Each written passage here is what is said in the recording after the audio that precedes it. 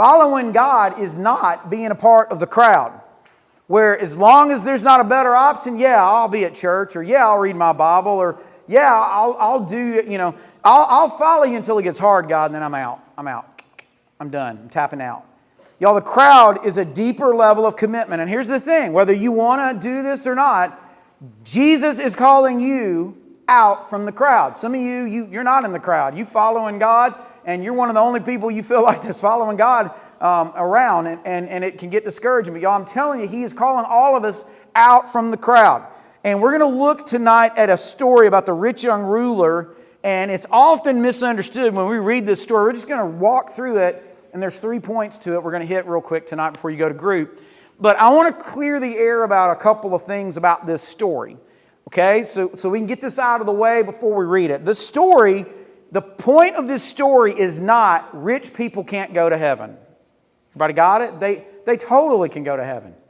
Jesus is saying, though, and you can read after verse 22 of Mark 10, it's just harder for rich people to go to heaven. And it doesn't mean rich people are bad or that God hates people having money.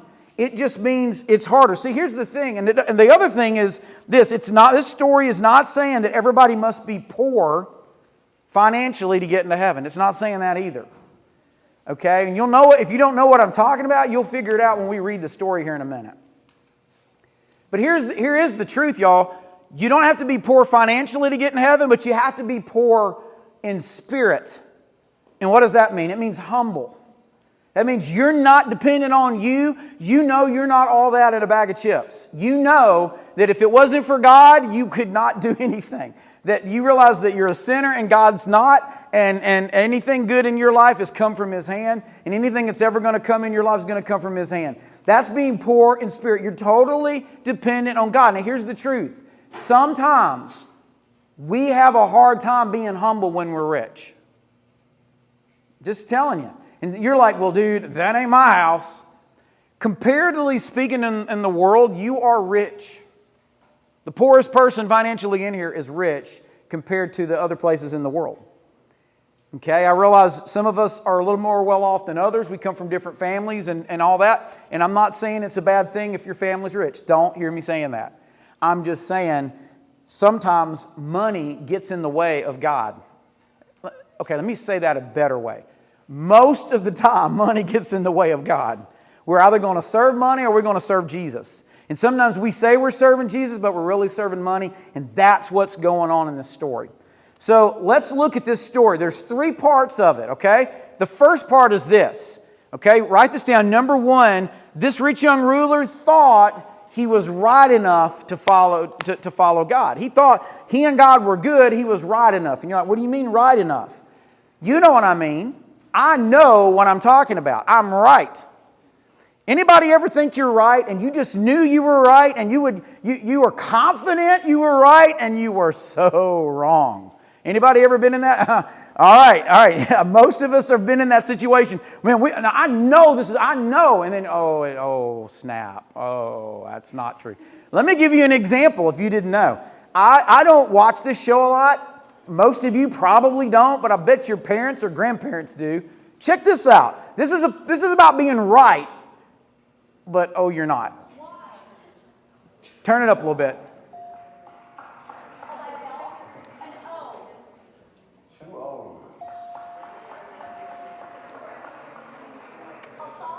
She's right, y'all.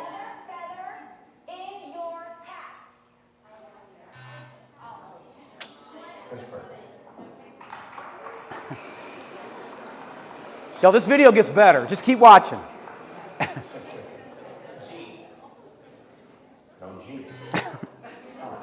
He doesn't know it either.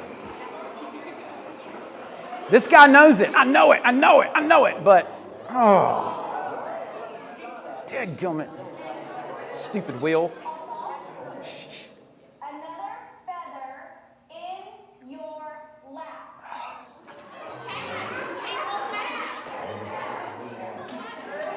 But she's right. Okay, shh. This guy's going to get it, y'all. Here we go. Shh.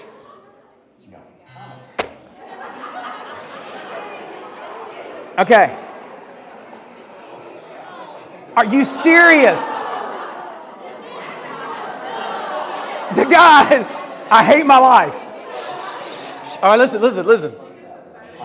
Okay. She's going to get it this time. I can feel it. Well, what letter would you like? A P. Okay. Finish off. I will solve Okay. another feather in your map.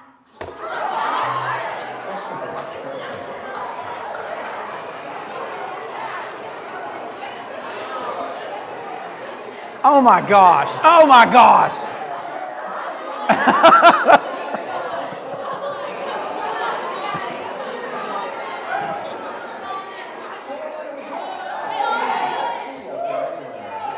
Let's see if he gets it. Another feather in your cap. Oh my goodness. Y'all, how many people were screaming at their televisions when this was going on? You could go ahead and go to the next slide. So listen, everybody listen. This guy was like those people, except the first guy. Oh, I know what I'm talking about. And you may not pick up on it when you read it in English, but y'all, he's a little bit confident. In fact, he's a little cocky. And here's where we get it. Check it out. Mark 10, verse 17. As Jesus was starting on his way to Jerusalem, a man came running up to him. Here's the rich young ruler. Ran up to him. So this dude is interrupting Jesus, and he kneels down. Now, that's pretty humble. I mean, the guy could have been like, you must kneel to me. He knelt down, and that's fine. And he says, good teacher. And you're like, okay, what's the big deal? We'll get to that in a minute. He says, what must I do to inherit eternal life? And Jesus says, why are you calling me good? Only God's good. Now, here's the thing. You read this and you think, is Jesus not God? Jesus is basically saying, why are you calling me good if you don't know who I am? That's basically what he's saying. And the guy goes, oh, good teacher. And you're like, okay, what's the big deal, Brandon? Listen, here's the big deal. This guy is like, I know who you are, dude. These other little knuckleheads around here, they don't know you. I know who you are. You're a good teacher. You're good. And I don't want to just go to heaven. I want to inherit eternal life. He doesn't just want to get saved, y'all. He wants bank in heaven. Like, he wants stuff, all right? He wants the best place possible because he's a rich young what? Ruler. So that's what's going on. This seems so innocent. There's always motives by some of these exchanges in the Bible. And his motives are not quite right. I mean, going to heaven's good, but he had it all twisted up. He was like, well, I'm somebody here, and I know who you are. I'm right? So I need to be somebody there. So how are we going to work this out? And so, what does that have to do with you? Well, a lot of people consider Jesus to be a good teacher. A lot of people say, I know all the facts. Y'all, this happens to me all the time. I run into people, and when they ask me, what do I do? I tell them, and then they start preaching to me. Well, let me tell you about my Jesus. Okay, tell me about it. This is great. Well, let me tell you, he does this, and he does this, and he does this. He's cool with me drinking, though, and he does that, and he does, they just started, and all this, I'm like, dude, I didn't ask for that, but hey, I hope you love Jesus. I love you, that's fine. But y'all, I'm telling you, knowing about Jesus is not the same thing as knowing Jesus. You listening to me, teenagers? Listen, this is important. Knowing about God and answering Bible trivia doesn't mean you're going to heaven. Okay? Knowing when to stand up in church and when to sit, and knowing how to kind of pray, and knowing the little word and the terminology like washed in the blood of the Lamb, that kind of stuff, that doesn't mean you know Jesus. Most of us in this room know a ton about Jesus. It's not information that saves you, it's transformation. There's a big difference. There's a lot of people counting on the fact that their granddaddy was a deacon in a church, and God's, that's got to count for something. I'm as good as anybody else in the church, right? I'm as good as brother so-and-so. I know what he does on Friday night. I'm as good as sister whoever. I'm as good as those people in the church. And here's the deal. You might be right.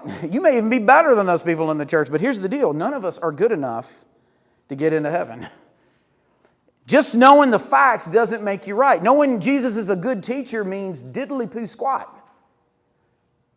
Your words mean nothing. Your actions mean everything. That's the truth. If somebody says, I love you, and then they treat you like dirt, they don't really love you, no matter what they say, right? That's what's going on. Jesus talks about this in Matthew 7:21. He talks about how it's easy to call me Lord, Lord, and a bunch of people who are right now saying, Lord, Lord, they're not going to get into heaven. Only those who actually do the will of my Father will enter. Y'all, let's stop talking it. Let's start walking it. If we're not walking it, stop talking it. It's just pure and simple, you know. James says this. This is Jesus' half-brother who didn't get who Jesus was till Jesus died on the cross, rose from the grave, and ascended to heaven. James is like, that's my punk brother. There's no way he's God. And then he believes. And if you really want to know, is Jesus legit? His brother sold out to him after he, you know, and I mean, like he was one of the most devoted followers of Christ after Christ ascended. And he ended up dying. Was killed because of what he believed. James says this, you go around talking and saying the right things and saying you got faith because you believe there's one God. Well, good for you. Even demons believe this kind of stuff, dude. I mean, listen, demons know a ton of information about God. Anytime you see a demon, Jesus walk up and there's a demon, the demon spurts out, oh, you're Son of the Most High. Oh, you're the Holy God. Don't hurt me. It's not time yet, right? You're not going to banish us in the pit. Like, stay away from me, Son of God. Like, they are literally testifying to who Jesus is, but they're not going to be in heaven. Why? Because their hearts are not right. It's not information, y'all. It's transformation. This guy's not wanting transformation. He's wanting information and something in heaven. Come on, help me out. I know the right code, right? I got the code right, God. See, knowing a lot about Jesus isn't the same as knowing Jesus, students. You need to remember that. If you're counting on the fact that you can quote a Bible verse or you know the Roman road to salvation, that's great. Have you walked it? All right, that's the bottom line. Y'all fill in blanks? Tucker, go to the next slide, sir. All right, knowing a lot about Jesus isn't the same as knowing Jesus, okay? So here's, this guy thought he was right enough. Number two, this guy thought he was religious enough. Religious enough. He thought, man, I don't just know about you, dude. I do stuff for you, right? And this is what he says. Check it out. Verse 19. He asked Jesus, what must I do to go to heaven? And Jesus says, okay, I'll answer your question. You know the commandments. Anybody know what he's talking about? The commandments? Anybody take a guess? The 10 commandments, Old Testament, right? Jesus says, you know the 10 commandments. You must not murder. You must not commit adultery. You must not steal. You must not testify falsely. You must not cheat anyone. Honor your father and mother, blah, blah, blah, blah, blah. Jesus only gives him 6 out of the 10. But Jesus says, you know the commandments. You want to get to heaven? You've got to keep the commandments. And then he goes on and says this. Check it out. Next verse. Teacher, the man replied. This rich young ruler replied to Jesus, I've obeyed all those. I mean, I got the 10. I got those. Since I was young. I mean, I was raised up in church. I know the 10 commandments. What's funny is if I gave you guys a test and I said, you can't leave this room until you can come up with the 10 commandments, some of y'all be needing to get a cot and you need to stay here for a while. And some of you be like, oh, and you got to get it in the right order too. You're like, what? What are you talking about? Freedom of speech. Isn't that a 10 commandment? No, that's not. That's not. I pledge allegiance. No, it's not. So listen, let's talk about these commandments. Let's talk about the commandments. Let's get some understanding, okay? I'm not going to say you got to recite them, but check it out. All right, we're going to look at a few of them. No gods before me. God's saying, I don't need to be a priority. I need to be the priority. Don't put anything in front of me. No gods in place of me. That's called an idol, okay? If anybody feels convicted, don't raise your hand, but, blink, okay? Okay, because guess what? Guess what? I put things in front of God in my life. I put things in place of God. Now, I didn't pray to it or bow to it, but I sure changed my schedule for it. He says this, don't take my name in vain. Don't throw it around like it's some stupid name. Don't say God blank or oh my God. Don't throw it around like it's garbage. And then he says, remember the Sabbath day and keep it holy. None of us hardly keep a Sabbath anymore. We were talking about that in our Sunday school class, our adult Sunday school class. Very few of us really keep a Sabbath. So those are the first 4. Let's go on to the other 6. Honor your mother and your father. Well, my parents are jerks. Honor does not mean, listen, respecting someone doesn't mean agreeing with them. You're going to have a boss one day. You can write this down. You're probably going to have a boss one day, and you're not going to respect your boss. That boss is terrible, terrible, terrible, terrible. Sometimes you need to respect the position, not the person. You need to honor your mother and father. Don't make life harder for them. And if you're like, I don't live with my parents, I live with my grandparents. Well, hey, put them there. Honor your grandparents. Honor your grandma. You will not murder. You will not commit adultery. You will not steal. You will not lie. You will not covet. Covet means I want what you got. I'm envious of what you have. I wish I had it. And you compare yourself to other people. If you compare yourself to other people, you're coveting. Wow, I wish I was as skinny as her. I wish I had what he had. Wish I had that. Wish I looked like that. That's coveting. Okay? And it's like, why are you talking about all this? Don't raise your hand, but does anybody feel a little bit like I don't measure up to that? Because I don't. I've messed up on... Now, I haven't really murdered anybody that I'm going to tell you about. Jesus comes along later, and you know what he says? Hey, you've heard it said you should not murder. Well, if you've ever been mad in your heart, you've committed murder. Well, I've been mad in my heart, so you're telling me I've murdered?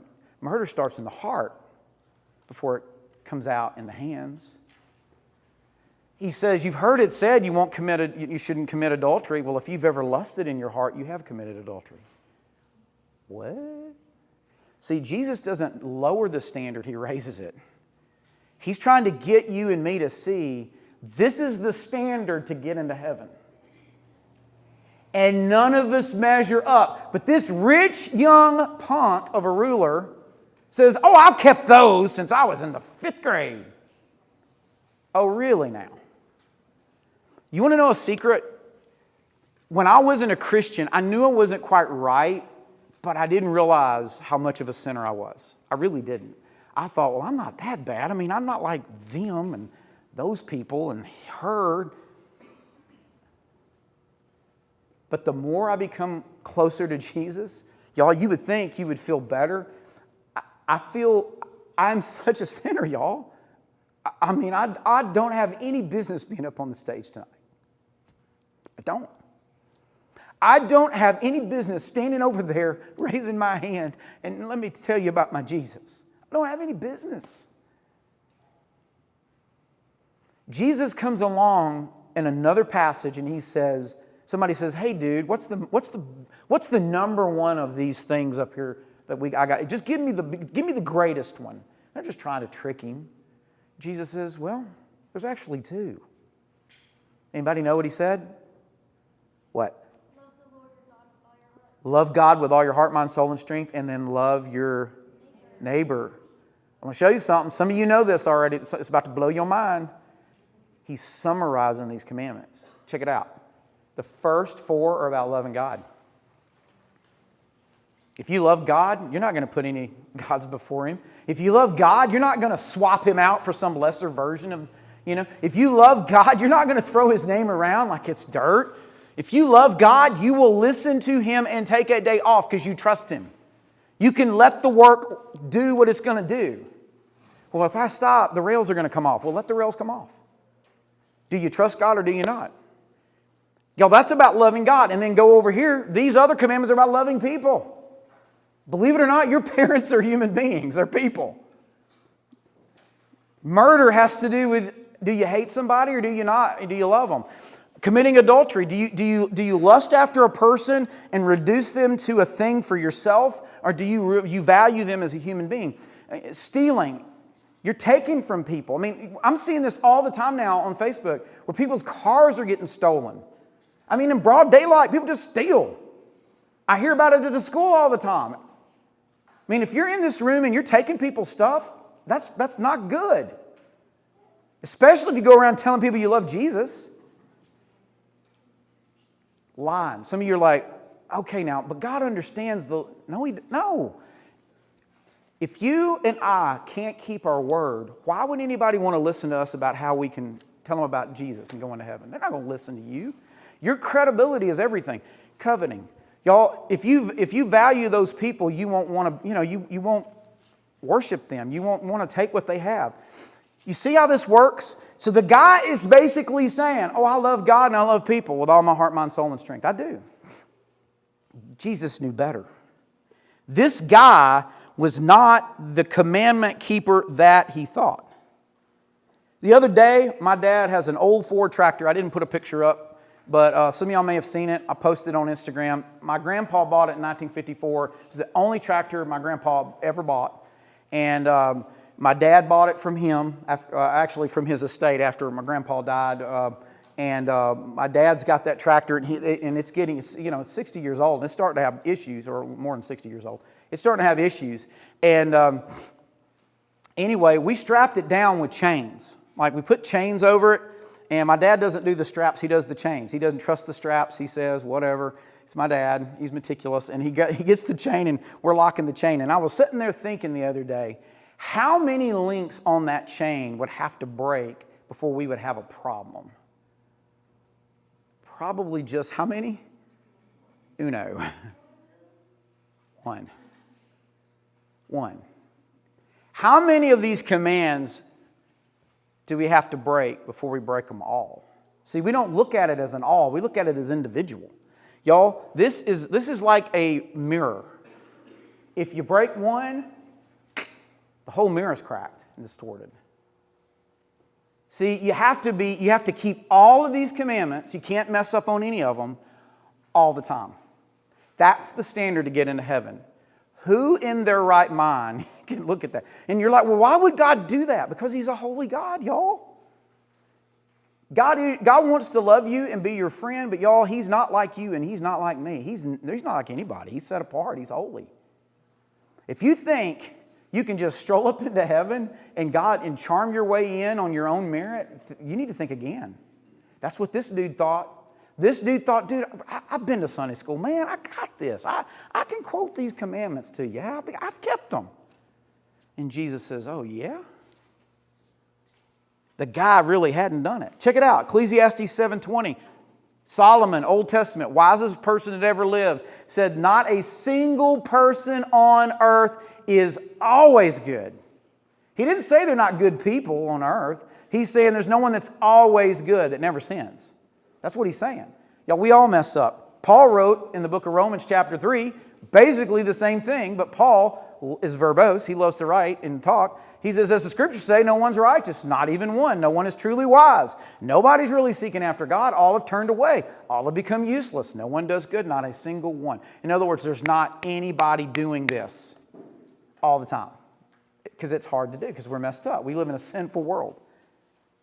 But guys, let me tell you something. There is one that kept those.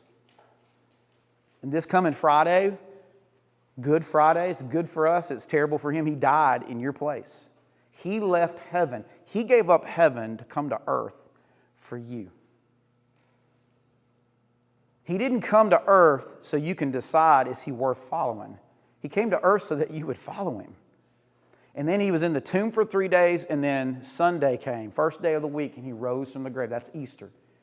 And y'all, it's everything in our faith. It's why we do what we do, y'all. I'm telling you, none of us are good enough. Romans 3:23, everybody's sinned, everybody's fallen short of God's glorious standard. I used to think, man, when I was in high school, man, I get the NFL and I watch it a lot, but man, those guys, really, they're getting paid all this money. And then I went to training camp. And when I was at training camp, I wasn't up in the stands looking down. I was ground level with these guys. And I was looking up like that. They are like giants. Check out this dude. Check out this picture. Really? I do not want to get between him and the buffet or him and his kids or him and anybody. You got to block that guy. Really? I'm just telling you right now, they're big, big guys. Because here's the thing.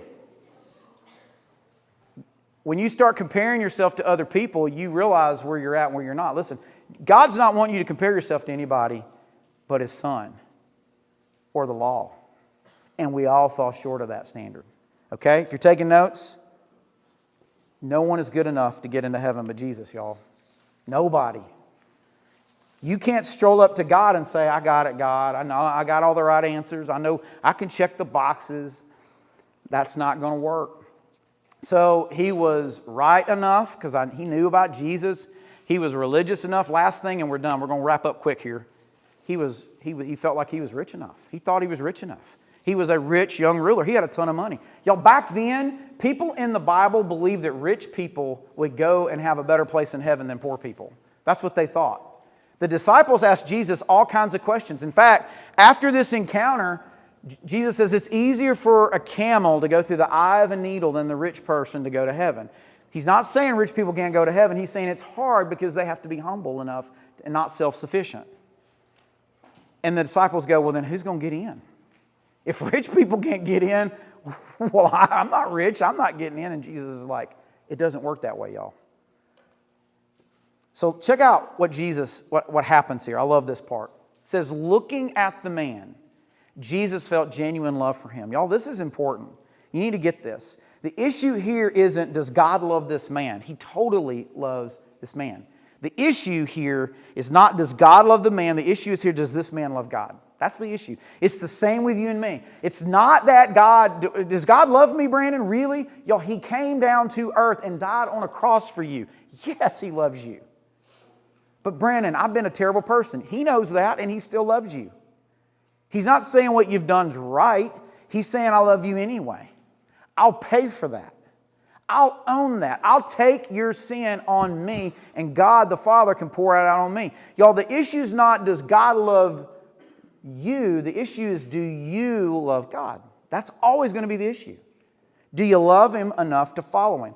Do you love Him enough to give your life for Him? And so this is what He says. And this is the way that the thing is. Jesus says, okay, there's still one thing you haven't done. Jesus is thinking, yeah, this guy really hadn't followed the commandments, so I'm going to get to the heart of the matter, because Jesus does that. He says, okay, dude, there's one thing you haven't done, though. Oh, you kept the commandments. Okay, there's one thing you haven't done. And so the guy's like, all right, tell me. Look at what He says. Go and sell all your possessions and give the money to the poor. And then you'll have treasure in heaven, and then you can come follow me. If you want to have treasure in heaven, not just get into heaven, but have eternal, inherit in heaven, like have an inheritance, take your stuff here that's temporary and give it to help people here. And every time you give here in the temporary, God will give you credit in the eternal. You're not earning your way to heaven. Only Jesus can do that. What He's saying is, you're not focused on your money. And then He says, then you can come follow me. If you get rid of all this stuff, if you get rid of the sports car and get rid of all this stuff, then you can totally follow me and abandon and just come on. You can be all in. And look at the response. Here's the response. At this, the man's face fell, and he went away sad because he had many possessions. Y'all, he went away sad, not because, he had many possessions, but his possessions possessed him. His possessions called the shots. You remember a couple of weeks ago when I got Skylar on the stage? And I think I posted a picture about this, and I talked about how you can't carry your cross if your hands are already full with something else.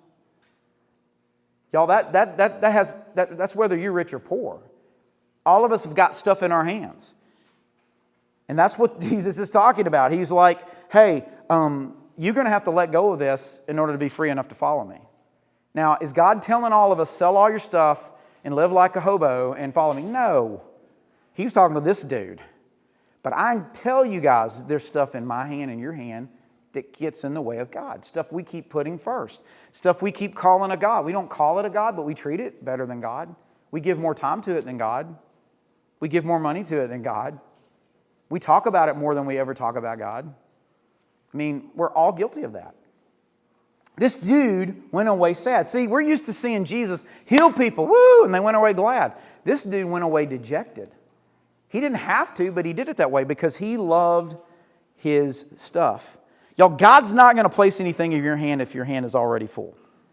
So here's the breakdown of this, and we'll be done. Okay? Here's the breakdown of this. You and I say to God, I need a little Jesus in my life. I need to add a little Jesus. I need to come on Wednesday night and get my little Jesus fix, a little sprinkle of Jesus in my life, and then I'm good.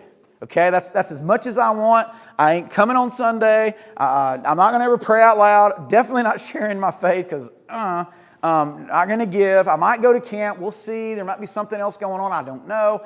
I just need a little Jesus. See, that's our thought process. God's process is totally different. God's process is, I want all of your heart. We want to add Jesus to our life, and God's like, that's not how it works. I want you to give your heart. My heart is broken, Brandon. I'm depressed. I have anxiety. I'm mad. I don't know. Give it to Him anyway. He can handle it. He can take broken things and fix it. He's good at it. But you've got to give it as you are. And for some of us, y'all, like this rich young ruler, giving our heart is just too much. It's just too much. It's too big of a step for us to take. God is not going to put a thing in our hand if our hands are already full. I had a friend in high school who didn't know Jesus. Me and some buddies got him to come to church, to youth group. And he began to hear about Jesus, and he began to ask questions. He's a very smart guy. Still is. Smart man today. And he asked us, hey, tell me how I can get saved. I didn't know Jack. And so we took him to the pastor because that's his job, right? That's not true, but that's what we thought. And he had a meeting with the pastor, and we just knew he was going to get saved, and he's going to get baptized, and we're going to be excited. He stopped coming. And I asked our pastor at the time, what happened to so-and-so? He was coming, he was engaged, he was asking questions. And the pastor said, well, when I talked to him about being saved, he just didn't want to give up. And told me what he didn't want to give up to follow Jesus. To my knowledge, that guy's not saved today. One of the most influential people I know. Could be amazing for the kingdom, but his kingdom's on earth. And the minute he draws his last breath, no amount of money, titles, or anything's going to do him any good. It won't do me any good either. We can't take it with us when we go, y'all. And that's what I'm afraid of. I'm afraid some of you are like the rich young ruler. You know, you feel like you're right enough, you're religious enough. Maybe you're even rich enough. I don't know. John says this, Jesus came into the world He created, but the world didn't recognize Him. He came to His own people, and they rejected Him, but to all who believed and who accepted Him, He gave the right to become children of God. Y'all, what are you willing? Jesus was willing to give up everything and die on a cross for you. What are you willing to give up to follow Him? Let's bow our heads real quick. Let's pray together. Father, this is a convicting lesson for me. I'm sure it is for other people too, Lord. God, we are so far from Your standard. Lord, I pray that You would speak to the students' hearts tonight. God, that You would help them to take a step closer to Jesus. I pray, Lord, that they would give up whatever they're holding on